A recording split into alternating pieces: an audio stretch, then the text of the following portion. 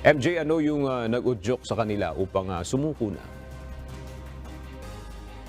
Aga dahil sa humingi ng puwersa ng New People's Army o NPA at sa mas pinaiigting na kampanya kontra terorista ng pamahalaan ay naglakas loob ng sumuko ang ilang mga membro ng NPA dito sa Caraga Region.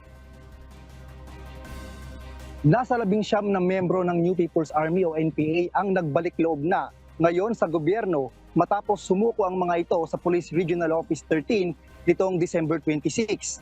Ang mga sumukong rebelde ay mula sa North Central Mindanao Regional Committee, Northeastern Mindanao Regional Committee at Southern Mindanao Regional Committee.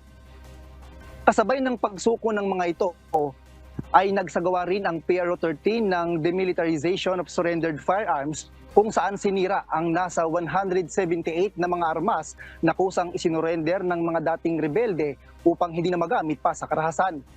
Samantala, nakasuporta naman ang Department of Social Welfare and Development o DSWD para mabigyan ng paunang tulong ang mga sumukong NPA gaya ng gift packs at grocery supplies.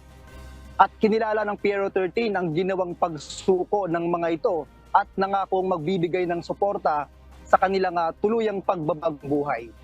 At yan muna ang ating update aga mula dito sa Butuan City, Agusan del Norte. Balik sa iyo. MJ, bukod dito sa mga grocery items at gift packs, meron bang nakalaan na proyekto yung pamahalaan para sa mga sumuko gaya ng mga livelihood programs or livelihood projects para sa kanila, MJ? Yes, aga, isa ito sa mga tinatrabaho pa upang mabigyan nga itong ating mga sumukong rebelde. Pero sa ngayon na hindi pa sila naglalabas ng opisyal na pahayag hinggil dito. Alright, maraming salamat, MJ Vasquez.